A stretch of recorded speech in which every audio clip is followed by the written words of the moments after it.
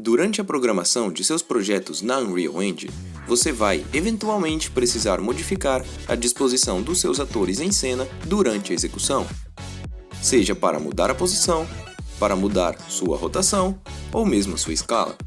Porém, ao buscar modos de fazer isso, você se depara com funções muito parecidas e não sabe bem ao certo qual escolher.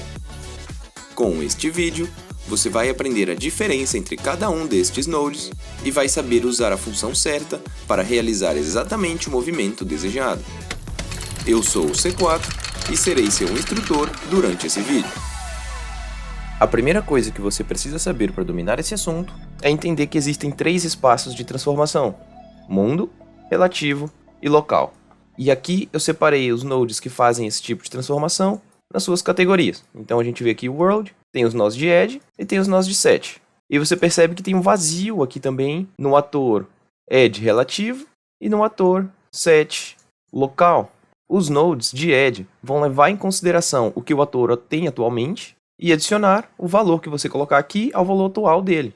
Isso tanto para o mundo quanto para o local. O Set já funciona diferente. Eles vão ignorar o atual do objeto e o valor que você botar aqui vai ser o novo valor atual. Explicando de outra forma, vamos supor que a gente tem um objeto num lugar 100, 100, 100. Se aqui eu coloco 50 em X, ele vai para 150. Já aqui no Set, se eu coloco 50 em X, ele vai para 50. O valor que eu botar aqui, ele não está somando. Tá, mas vamos sair um pouco da teoria e vamos para a prática. Eu criei um ator, chamei de cubo e coloquei um cone em cima dele. Então eu tenho aqui nesse meu ator a raiz dele, tem um cubo e o cone, só que está na posição 100. Então ele está exatamente, perfeitamente acima do cubo. Coloquei ele na posição central no mapa, ele está na posição 100, 00, 100, e aqui está meu cubo. Mas além disso, eu criei aqui no meu controlador um jeito de eu pegar a referência desse meu cubo, então eu consigo controlar o meu cubo por esse controlador. E eu criei uma série de testes aqui para a gente fazer. O primeiro teste vai acontecer quando eu apertar a tecla 1, eu vou fazer um set location. Quando eu aperto 1, ele vai para a posição que eu defini. Se eu ficar apertando 1 várias vezes, ele não muda de posição. Ele está aí nessa posição que eu defini e ponto final. Aí o segundo agora eu estou usando o Edge. Mas no caso, eu vou estar subtraindo o X e o Y do meu cubo. Quando eu aperto 1, ele vai para lá. Quando eu aperto 2, eu subtraio X e Y.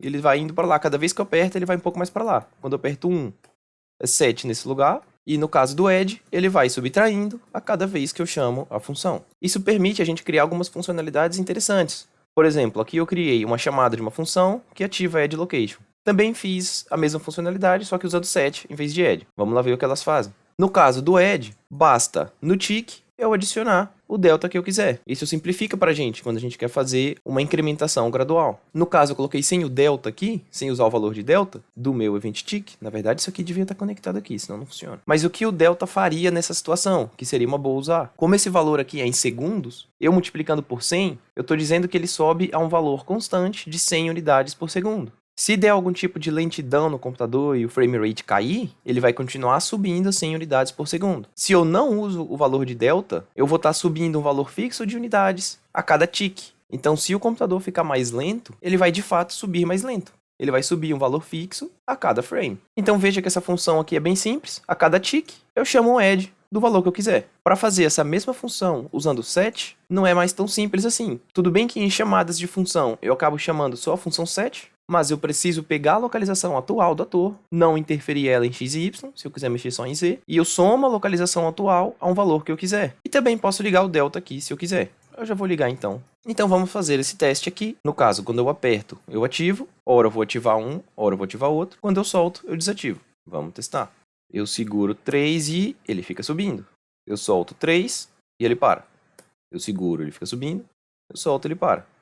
Veja que as duas funções estão funcionando igual, tanto o edge quanto o set. Até aqui deu para perceber bem a diferença para o edge e o set, mas até agora a gente só usou o world. Todos esses são referência do mundo. Aqui eu mexi ele 100, 100, 200 em relação ao mundo, aqui eu subtraí 100 unidades em relação ao mundo. Agora nós vamos ver relativo. Então a gente está agora nessa coluna. Toda vez que eu apertar a tecla 4, eu vou mandar ele para a posição 00100 relativo. O que vai acontecer? Eu vou apertar 3 algumas vezes para ele subir um pouquinho e vou apertar 4.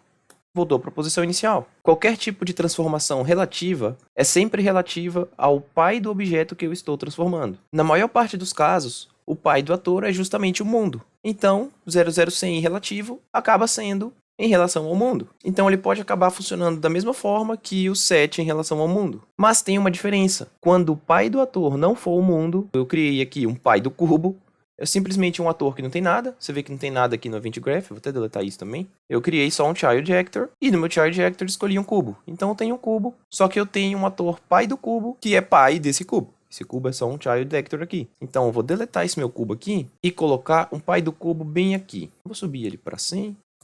E quando eu testar isso, tudo que a gente fez até então funciona normalmente. Eu aperto 1, ele vai para aquele set que eu defini. Eu aperto 2, ele vai sendo subtraído. 3, ele vai subindo. E o 4, que é relativo, ele vem para cá. É 100 acima, relativo ao pai dele. E o pai tá aqui. O pai não tá mais aqui no centro. Então o relativo desse ator não é mais relativo ao mundo. É relativo ao pai dele. E o pai dele tá nessa posição. 100 acima dele é como se aqui ficasse 200. Ele simplesmente sobe 100. E eu vou deletar ele. E vou devolver o cubo aqui no meio, na mesma posição de antes. 0, 0, 100.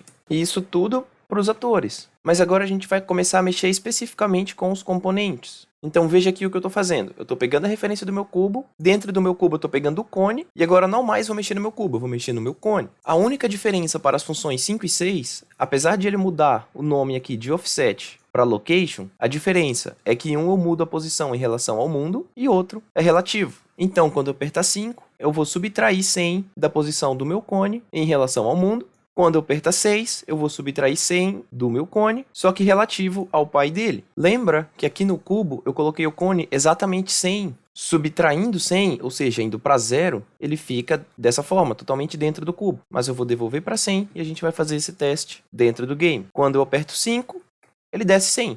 E ele está perfeitamente dentro do cubo aqui, igual a gente achou que ia acontecer. E se apertar mais, ele vai descer, realmente. Ele está descendo bastante aqui. Agora eu vou apertar 6. O que acontece quando eu aperto 6? Apertei uma vez.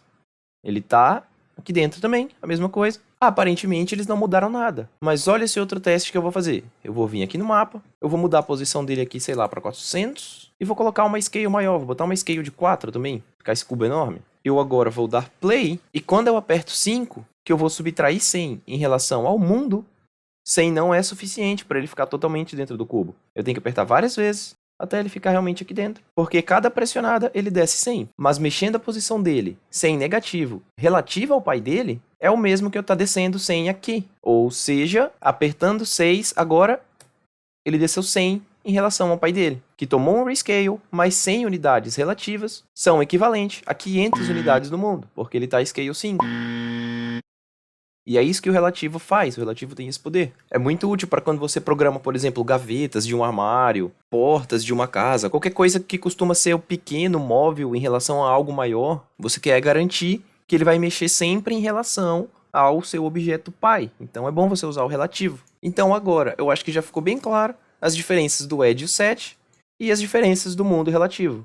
Só falta a gente entender o local. Para entender o local, eu vou continuar mexendo no cone. Quando eu aperto 7, eu vou subir 50 do meu cone em relação ao mundo. Quando eu apertar 8, eu vou subir 50 do meu cone, só que é local, não é mais em relação ao mundo. Antes de fazer o teste, eu vou voltar isso aqui para 100 e vou voltar a escala para 1. Para ficar ainda mais claro o que vai acontecer, eu vou vir aqui no meu cubo e vou dar uma leve rotacionada no meu cone. Quando eu aperto 7, ele soma 50. Apertando 8, olha a direção que o meu cone vai. Para cima dele, aquele é o cima dele. Aquele é o eixo Z dele mesmo. Enquanto em relação ao mundo, o Z está perfeitamente aqui para cima. Eu apertando 7, ele vai subindo. O 8 vai subindo para aquela direção. E é claro que isso também vale para a rotação.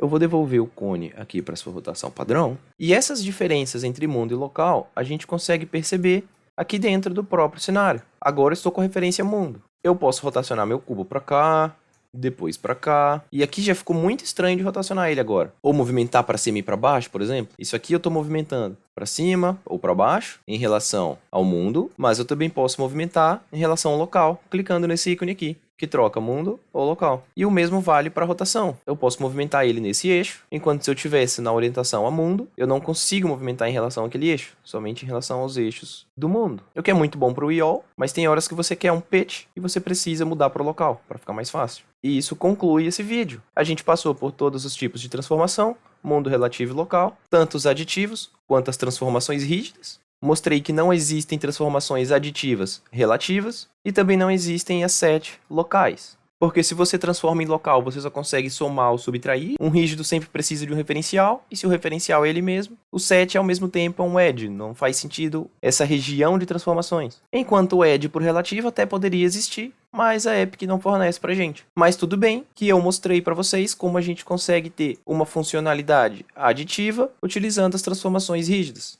Basta você pegar o atual e adicionar. Além, eu mostrei também como trabalhar com os componentes.